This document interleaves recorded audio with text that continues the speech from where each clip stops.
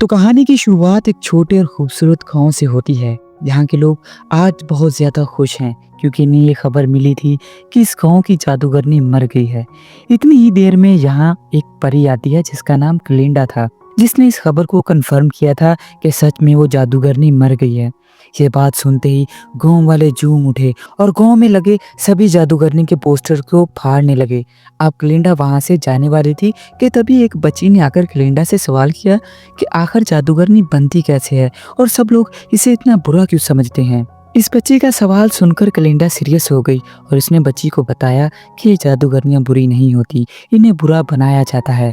हमारे बुरे रवैये ही इनको बुरा बनाते हैं। इसकी ये बात कहते ही सीन शिफ्ट हो जाता है पास्ट में, जब जादूगरनी अल्फेबा पैदा हुई थी। इसका ग्रीन कलर था, इसलिए इसके डैड जो एक जर्नल थे इसे पसंद नहीं करते थे।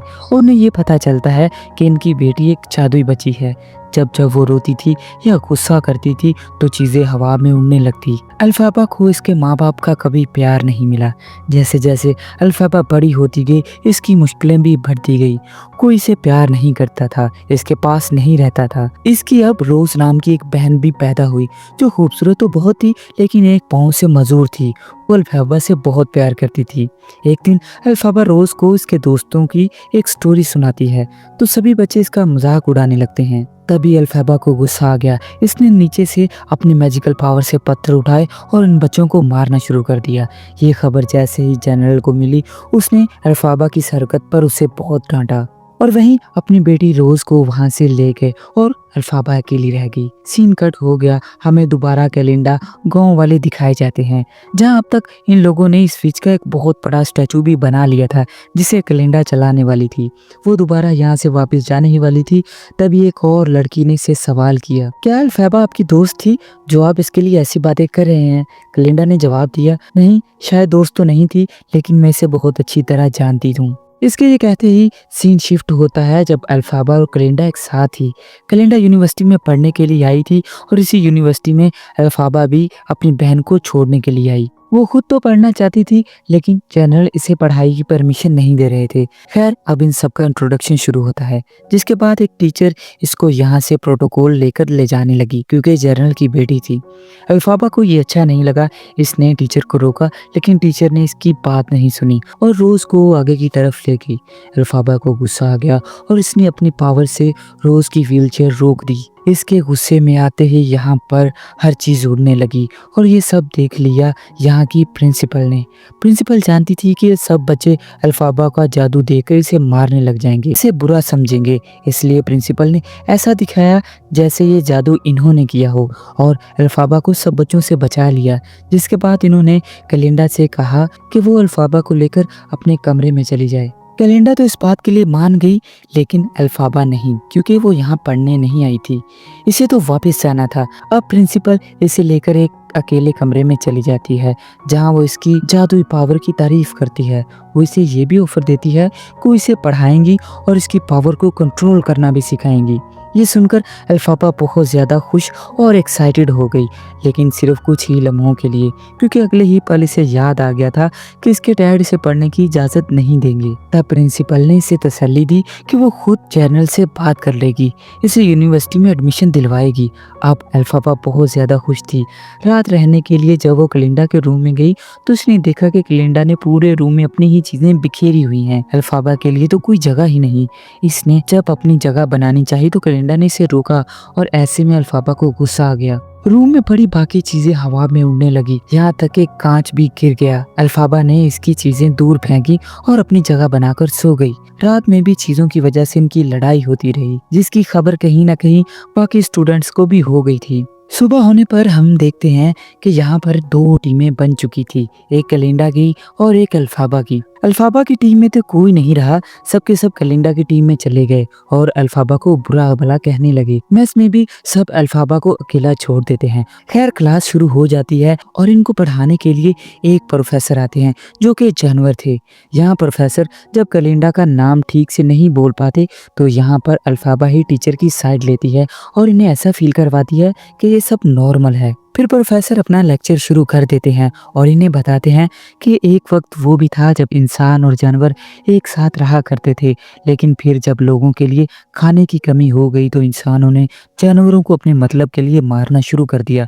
और फिर एक दौर वो आ गया जब इंसानों ने जानवरों को अपने साथ नहीं बल्कि अपने नीचे गुलाम रखने का फैसला कर लिया। अभी प्रोफेसर लेक्चर दे ही रहे थे कि दरमियान में प्रोफेसर ने देखा कि अभी भी इस लेक्चर में जानवरों के खिलाफ बच्चे बातें कर रहे हैं। वो दुखी होकर वहां से चले गए। अल्फाबा को ये देखकर इनका दुख समझ आया, क्योंकि अल्फाबा को भी कभी किसी ने इनका हक नहीं दिया। अल्फाबा प्रोफेसर के साथ गई और इसने प्रोफेसर से दोस्ती कर ली। यहाँ पर सीन कट होकर दिखाया जाता है कि अब प्रोफेसर ने अल्फाबा को ट्रेनिंग देनी भी शुरू कर दी, जिसमें इसे अपनी मैजिकल पावर को कंट्रोल करना सिखाना था। अल्फाबा अपनी पावर से चीजें ठीक से तो उठा लेती थी, लेकिन जैसे इसे गुस्सा आता सारी चीजें टूट जाती। ये देखकर प्रिंसिपल गुस्से होने की बजाय खुश होती, ये देखते हुए कि इसकी पावर्स बहुत ज्यादा हैं। रात में जब अल्फाबा दोबारा प्रोफेसर के पास आने वाली थी, तब इसने सुना कि टीचर अपने लोगों से कह रहे थे कि अब हमें अपना सामान पैक करके यहाँ से चलना होगा। अब हमारी यहाँ पर कोई जगह नहीं, वो दिन दूर नहीं जब इंसान हमें मार देंगे। ये सुनकर अल्फाबा उदास हो गई। वो वहाँ से जाने ही वाली थी कि प्रोफेसर ने इसे देख लिया और अंदर बुला लिया। ये देखते हुए अल्फाबा ने इसे प्रॉमिस किया कि मैं आप लोगों की ज़रूर मदद करूँगी और आप लोगों को आपका हक दिलवा कर रहूँगी।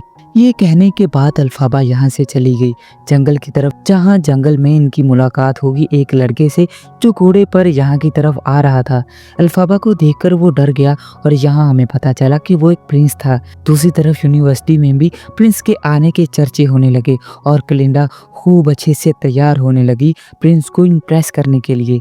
प्रिंस यूनिवर्सिटी में आकर ज्यादा किसी को भाव नहीं देता, लेकिन कलिंडा जो कि यूनिवर्सिटी की ब्राइट सबसे खूबसूरत लड़की थी, बार बार प्रिंस को इम्प्रेस करने की कोशिश भी कर रही थी। तो आखिर प्रिंस इससे दोस्ती कर ही लेते हैं और वो प्रिंस को लेकर लाइब्रेरी में आती है, जहां हमें पता चलता है कि प्रिंस की आदतें तो बहुत बिगड़ी हुई थी। वो यहाँ पर के सभी रूल तोड़ रहा था और बुक्स के ऊपर चढ़ जाता है, जिसकी वजह से लाइब्रेरियन इस पर गुस्सा करता है। लाइब्रेरियन को चिढ़ाने के लिए प्रिंस ने यहाँ गाना शुरू कर दिया। कलिंडा के साथ साथ सभी प्रिंस के साथ गाने लगे, यहाँ एंजॉय करने लगे स्वयं अल्फाबा के। अगले सीन में दिखाया जाता है कि एक लड़का कलिंडा को पार्टी के लिए इनवाइट करता है, लेकिन कलिंडा तो प्रिंस के साथ जाना चाहती थी, इसलिए इसने रोज के साथ जाने की ऑफर की। रोज तो लड़के के इनवाइट करने पर बहुत खुश होगी। जैसे ही ये बात इसने अल्फाबा को बताई तो अल्फाबा ने रोज को जाने से मना कर दिया, क्योंकि इसे लग रहा था कि ये जरूर कलिंडा की कोई चाल होगी। पर रोज ये बात कहाँ समझने वाली थी, वो तो अल्फाबा के मना करने पर गुस्सा होगी। यहाँ पर दिखाया गया है कि कलिंडा भी पार्टी में जाने के लिए बहुत अच्छे से तैयार हो रही थी। तभी यहाँ पर अल्फाबा भी आ गई। उसके सामान में से कलिंडा को एक अजीब सी कैप मिली। ये कैप इसकी ग्रैंड माँ की थी और किसी जादूगरनी की लग रही थी। इसने ये कैप उठाकर अल्फाबा को दे दी ताकि जब अल्फाबा इसे पार्टी में पहनकर जाए तो सब इसका मजाक उड़ाएं। इस चीज से अनजान अल्फाबा कलिंडा की तरफ से खुश हो गई कि कम से कम इसके दिल में अल्फाबा के लिए जगह तो बनने लगी। सब लोग पार्टी में चले जाते हैं, डांस करते हुए सब बहुत इंजॉय कर रहे थे। रोज भी खुश थी और कलिंडा भी खुश थी प्रिंस के साथ। इसी पार्टी में अब अल्फाबा भी आ गई। कलिंडा की दी हुई कैप पहने हुए जब वो आई तो इसकी इस अजीब से हुलिये को देखकर सभी लोग इसका मजाक उड़ाने लगे। सब लोग इस पर हंस रहे थे। इसने ये कैप उतार कर अब जमीन पर रखी और यहाँ पर अकेली डांस करने लगी। इसका अजीब डांस देखकर सभी लोग और ज्यादा इसका मजाक उड़ाने लगे, एक दूसरे के साथ मिलकर हंस रहे थे।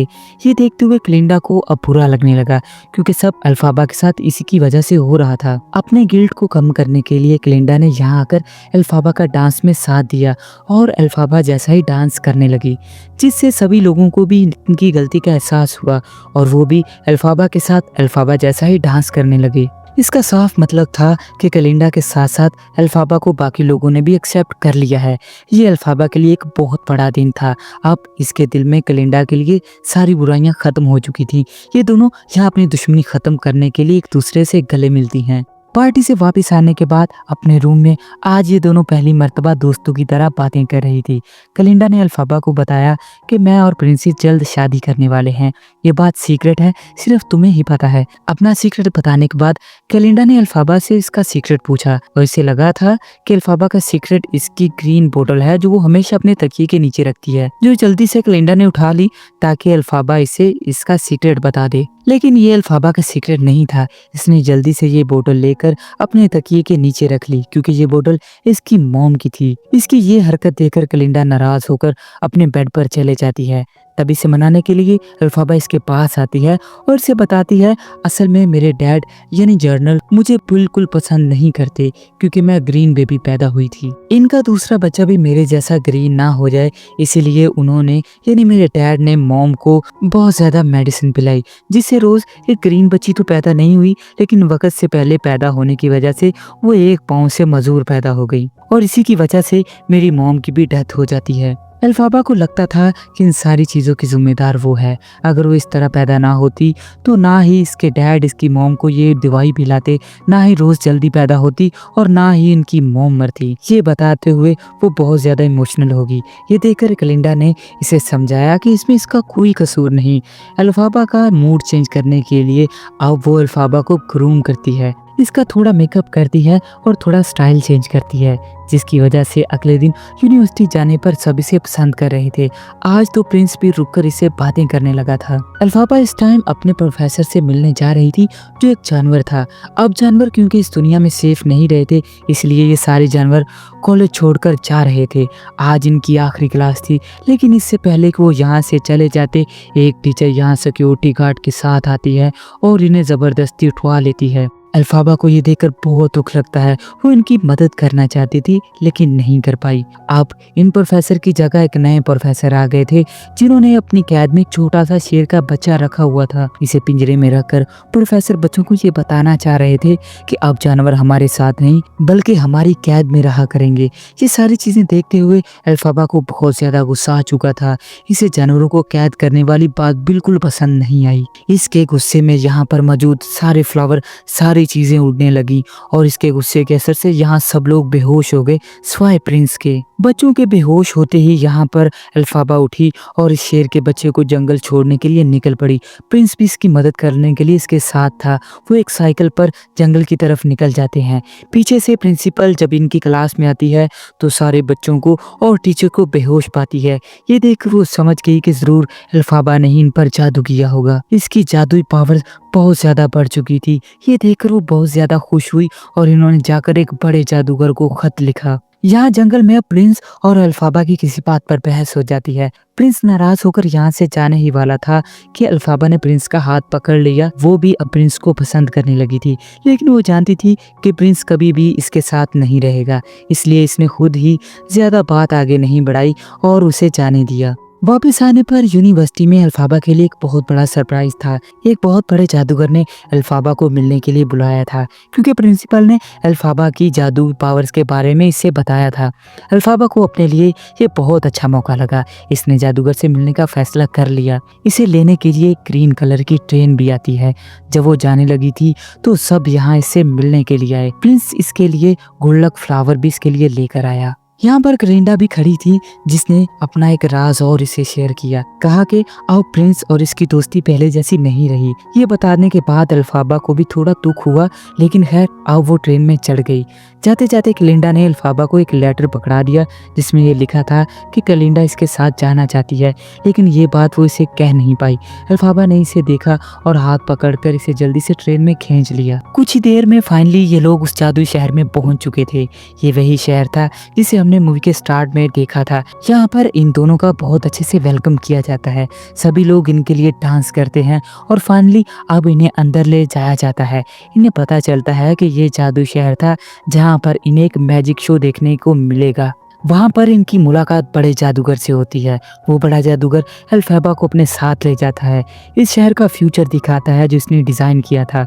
वो शहर काफ़ी खूबसूरत लग रहा था। अल्फाबा जादूगर को सजेस्ट करती है कि आप इनकी गलियों को ब्लू कलर की बजाय ग्रीन कलर में बदल दें। जादूगर अल्फाबा को एक छोटा सा पुतला भी दिखाता है जो इसी का था। इस शहर के ऊपर अल्फाबा की हुकूमत होगी। ये देखकर अल्फाबा ने फौरन कहा कि मेरा कोई ख्वाब नहीं कि ये हुकूमत मैं करूं। मेरा ख्वाब है कि मैं जानवरों के लिए कुछ कर पाऊं, इसलिए मुझे आपकी मदद की ज़रूरत है।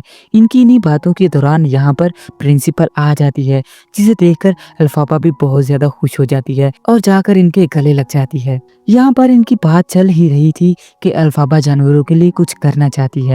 अब यहाँ पर एक बंदर जादूगर के कहने पर एक जादुई किताब से कपड़ा उठाता है, जिसके बाद जादूगर अल्फाबा से कहते हैं कि इस बंदर को उड़ने का बहुत शौक है और इस मंत्र से तुम इसे उड़ा सकती हो। इनके कहने पर अल्फाबा वो मंत्र पढ़ती है और हैरत अंगेज तौर पर जादू काम कर भी जाता है। अल्फाबा खुश थी कि इसने एक जानवर के लिए कुछ किया, लेकिन जब इसने देखा कि इसके जादू के बाद बंदर दर्द से तड़पने लगा और इसके पीठ पर आने लगे तो वो डर गई। वो इस जादू को बंद करना चाहती थी, लेकिन जब इसने इस मंत्र को उल्टा पढ़ा तब ये जादू काम नहीं किया। गुस्से में आकर इसने जादूगर से इस जादू को बंद करने के लिए कहा। तब जादूगर ने बताया कि इसकी भी जादुई पावर इतनी नहीं कि वो इन मंत्रों को रोक सके। ये काम अल्फाबा ने कर लिया था, तो इसका मतलब था कि अल्फाबा की ताकतें बहुत ज्यादा थी और अब ये सब जो कुछ हो रहा था इसे कोई चाहकर भी रोक नहीं सकता था। ये देखकर अल्फाबा को और भी ज्यादा दुख होने लगा। वो क्या करना चाहती थी और क्या हो गया। बाहर जाकर जब इसने देखा तो पूरी बंदरों की फौज दर्द में तड़प रही थी और इनकी पीठ पर आ रहे थे। ये देखकर वो समझ गई कि असल में जादूगर और प्रिंसिपल ने मिलकर इसे फंसाया है। असल में ये दोनों ही जानवरों को पसंद नहीं करते थे और जानवरों को अपना गुलाम बनाना चाहते थे, जिसके लिए इन्होंने भोली अल्फाबा को इस्तेमाल किया। ये जानकर अल्फाबा को गुस्सा आ गया और वो जादुई किताब लेकर यहाँ से भागने का फैसला करती है। इसको भागता देखकर प्रिंसिपल कलिंडा को कहती है कि मैं तुम्हें जादू सिखाऊंगी, तुम बदले में अल्फाबा को यहाँ पर रोके रखो। कलिंडा को भी ये मौका अच्छा लगा और वो भी अल्फाबा को पकड़ने के लिए इसके पीछे भागी। अब यहाँ जिन बंदरों की फौज को पर मिल चुके थे, प्रिंसिपल इन सारे बंदरों को उड़ाकर अल्फाबा को ढूंढने को लाने के लिए कहता है। यहाँ पर जादूगर भी अपने खास कमरे में जाकर अपने खास कार्ड्स को अल्फाबा को ढूंढने पर लगा देता है। कलिंडा जो हर हाल में जादूगर बनने का मौका गंवाना नहीं चाहती थी, वो अब अल्फाबा के करीब पहुंच चुकी थी। वो अल्फाबा को रोक रही थी कि वो ना जाए, लेकिन अल्फाबा जाना चाहती थी। वो दोनों इस वक्त एक ऐसे कमरे में आ चुके थे जहां पर एक हॉट एयर बलून था। इसमें बैठकर वो यहाँ से भागना चाहती थी, लेकिन तब तक जादूगर के बहुत से आदमी उनको पकड़ने के लिए यहाँ पर आ गए। लेकिन इससे पहले ही अल्फाबा इस हॉट बलून में बैठकर वहां से जाने लगी। ऊपर से महल की छत बंद कर दी गई, जिससे इनका बलून फट गया और वहीं पर वो फंस जाती है। अल्फाबा और कलिंडा नीचे गिरकर एक कमरे में फंस जाती हैं, जहाँ कलिंडा ने अल्फाबा को समझाया कि ये अच्छा मौका है, तुम्हें सब कुछ मिल रहा है, तुम क्यों इस ऑफर को रिजेक्ट कर रही हो। इस पर गुस्से में अल्फाबा इससे कहती है, मेरा ख्वाब हुकूमत करना नहीं, मुझे हमेशा किसी के लिए कुछ करना है, जैसे कि मैं जानवरों के लिए कुछ करना चाहती हूँ। दूसरी तरफ दिखाया जाता है कि प्रिंसिपल पूरी यूनिवर्सिटी और पूरे शहर में ये खबर फैला देती है कि अल्फाबा चोर है, वो इनकी जादुई किताब लेकर भाग गई है। ये सुनकर सभी को बहुत बुरा लगा था और सभी से नफरत करने लगे। ये ऐलान अल्फाबा और कलिंडा ने भी सुन लिया था। अल्फाबा को तो ये सुनकर बहुत ज्यादा गुस्सा आ गया। तब कलिंडा ने इसे समझाया कि तुम वापस चलो, माफी मांग लो और सब पहले जैसा हो जाएगा। लेकिन अल्फाबा अब कुछ ऐसा करना चाहती थी कि इसके साथ जितना बुरा हो चुका है इससे ज्यादा वो सह नहीं सकती। इसने अब उस जादुई किताब से मंत्र पढ़ना शुरू किया।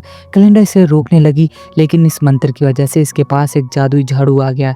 इस झाड़ू को लेकर वो यहाँ से उड़ गई। जादूगर के गार्ड्स भी इसे पकड़ नहीं पाए। इसके यहाँ से भागते ही प्रिंसिपल ने कलिंडा को अपने साथ मिला लिया, इसे जादू सिखाने की ऑफर की और कहा कि हम दोनों मिलकर ही अल्फाबा को ढूंढ लेंगे। अल्फाबा को लगता था कि कलिंडा प्रिंसिपल के साथ हाथ नहीं मिलाएगी क्योंकि वो जालिम है, लेकिन जब इसे पता चला कि कलिंडा ने भी प्रिंसिपल के साथ हाथ मिला लिया है तो इसका दिल टूट गया। इस शहर ने इसके साथ बहुत बुरा किया था, इसलिए इसने इस शहर को अंधेरों में रहने का कर्ज दिया। यहाँ से दूर पहाड़ों में चले गई और सभी को लगा कि वो मर चुकी है। यहीं पर ये कहानी इसकी ख़त्म होती है। दोस्तों, इसमें यह बताया जाता है कि कोई इंसान भी बुरा पैदा नहीं होता, बल्कि लोगों के रवैये ही इंसान को अच्छा या बुरा बना देते हैं। अगर आपको कहानी पसंद आई हो तो आप वीडियो को लाइक कर सकते हैं या कमेंट करके बता सकते हैं।